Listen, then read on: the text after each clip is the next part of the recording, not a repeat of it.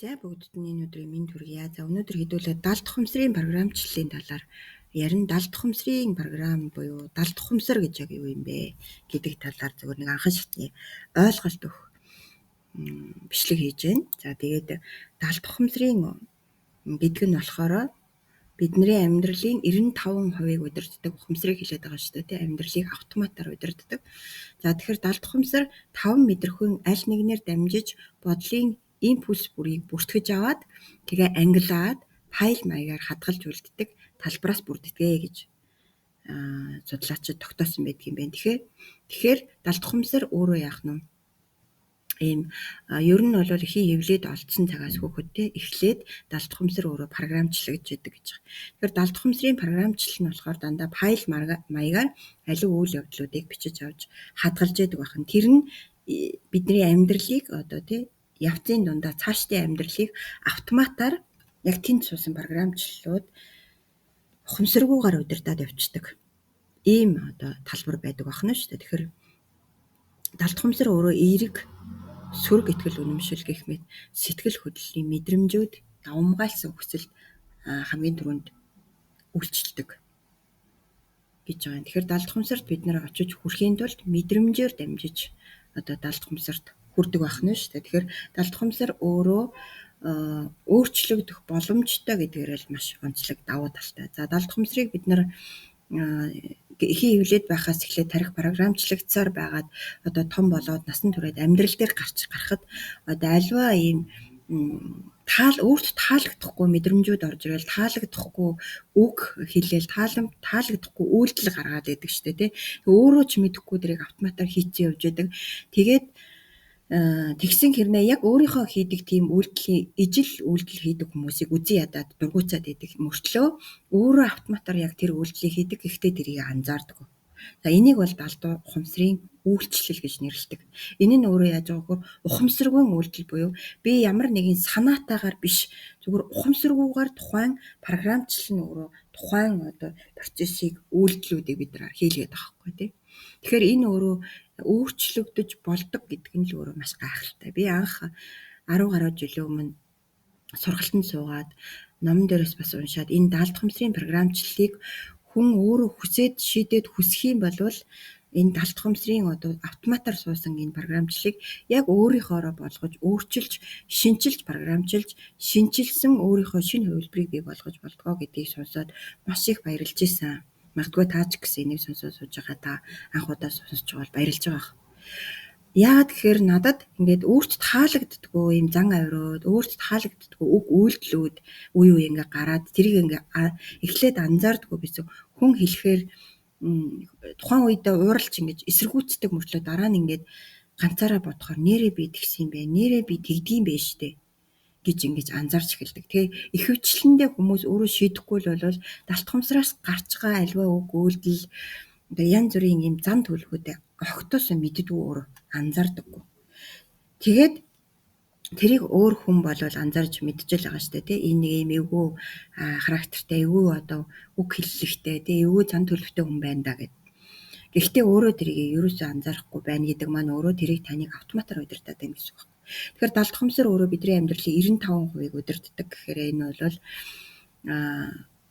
заашгүй бид нар өнөөдөр та сонссон л бол заашгүй энийг өөрийнхоороо бүр өөрийнхөө яг төгс хувилбарыг бүтээх замаар энийг өөрчлөх юм бол маш гоё бидний яг жинхэнэ хүсэж байгаа амьдралыг бий болгох боломж байдаг гэдгээр энэ өөрөө гайхамшигтай.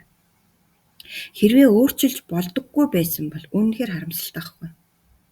Тэгээ одоос энэ хувь тавилын юм даа гэж хүмүүстэй угаасаа миний заяа зураг юм шиг байгаамаа гэд тэрнтэйгээ эвлэрцэн явж байдаг шүү дээ тий. Тэгэхээр л энэ заяа тавилан хувь төөрөг зурсан зураг биш байх нь шүү дээ. Энэ бол зүгээр л автоматар таны хөвлөд байхаас чинь эхлээд төрсэн цагаас ч хойш автомат програмчлалд суусан програмчлалууд таныг удирдах байгаа юм байна гэдэг. Өнөөдөр бид нар ойлгох хэрэгтэй. За энийг өөрчлөхийн тулд бид нар дадал зуршлаа өөрчлөх бодлоос эхэлнэ. Бодлоо өөрчлөх тий дадал зуршлаа өөрчлөх мэдрэмжээ нэмэх зорилгоор энэ аялалд гарна. Өөрчлөх аялалд гарна гэдэг маань энэ замын зууртаа бид нарт асар олон адал явдлууд тохиолдно тийм. Тэгээд гол нь ерөөсөө бодлоо ажиглах, өөрийгөө анзаарахаас л энэ аялал маань эхэлдэг шүү. Тэгэхээр далд хумсрыг өөрчлөн гэдэг маань алга уруулсан юм шиг за өөрчилчихгээд өөрчилчих болдог юм бол биш. Маш их эсэргүүцэлтэй болно. Далд хумсар өөрөө өөрчлөгдөхгүй тулд маш их эсэргүүцлийг үзүүлдэг. Бид нар ил ухамсарынхаа тусламжтайгаар далд хумсартаа өөрчлөлт хийн. Тэгэхээр ил ухамсар руу илт ийм эсэргүүцлүүдийг явуулж байдаг тийм учраас мэдрэмжүүдээ ажиглах, бодлоо хянах, өөрийгөө хянах, өг үйлдэлээ хянах гэдэг энэ зүйлүүдийг бид нар амьдралдаа дадал зуршил болгож ийж зуршлын хэмжээнд болтол нь тууштай өөртөө ажиллаж ийж одоо яг жинхэнэ далд хумсраа өөрчлөх, дахин шинчлэх энэ процесс чинь эхэлж байгаа. Дөнгөж эхэлж байгаа шүү. Энд чинь амьдралын туршид бид нар энэ хорвоогоос буцан буцтлаа энтэйг ажиллаа л байна. Мэдээж хугацаа орно.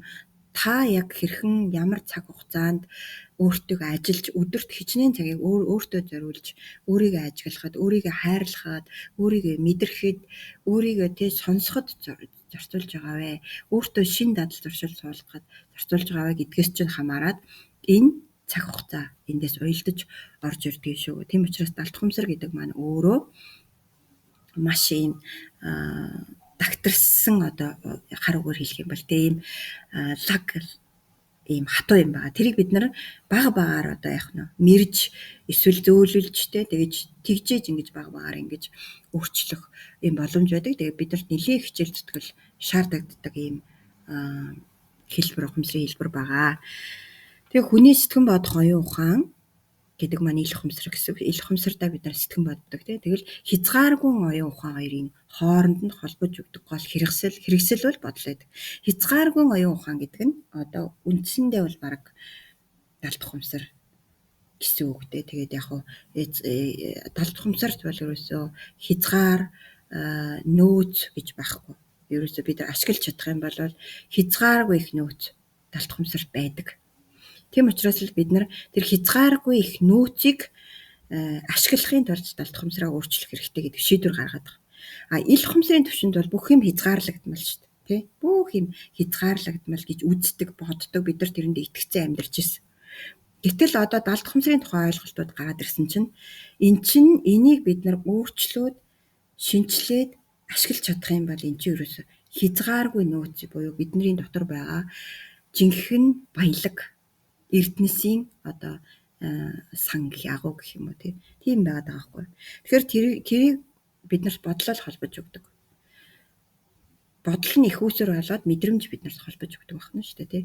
Тэгэхээр энэ эднэрийг бид нар хийхийн тулд одоо яах вэ? Анхны алхам нь өөрлөгөө нөгөө гадаа явж байгаа анхаарлаа өөрлөгөө татад авчирч бодлого үйлдэх нь хас эхэлт юм шүү гэдгийг бас хэлхэн зүг баха. За тэгвэл далд ухамсарт бид нар ямар арга замаар хүрдэг вэ гэхээр мэдрэмжээр сэтгэл хөдлөлөөр давтан бодсон бодлын давтамжаар тэгээд дадал зуршил болох хандлагаар дамжуулж бид нар далд ухамсар руу хүрэх зам нь энэ байх нь тий. Тэгвэл энэ замуудыг бид нар хөгжүүлэх нь шүү дээ. Явцын дунд мэдрэмжээ хөгжүүлэх нь байна. Сэтгэл хөдлөлөө тий одоо сайжруулах нь байна. Бодлын давтамжаа, эерэг бодлын давтамжуудыг дандаа илгээх нь байна тий. Тэгээд зуршлыг ерөөсөө бичих бясалгал, ярих бясалгал одоо тий одоо бүхэл одоо аргыг манифест гэл бүгдийг бид нар хэрэгжилжээж далд ухамсартаа хүрч чадах нэ гэж ингэж ойлгож байна. За ингээд өнөөдрийн маань та эддээ хүргэх богино хэмжээний далд ухамсарын талаар ерөнхий ойлголттой бас би та бүхэндээ хүргэлээ. Тэгээд дараагийнхаа бичлэгээр уулзцгаая. Миний бичлэг танд таалагдж байгаа бол миний дараагийн бичлэгүүдийг хүлээн авч одоо тий үзээрэй. Тэгээ энэ удаагийнхаа бичлэгийг дуусгая.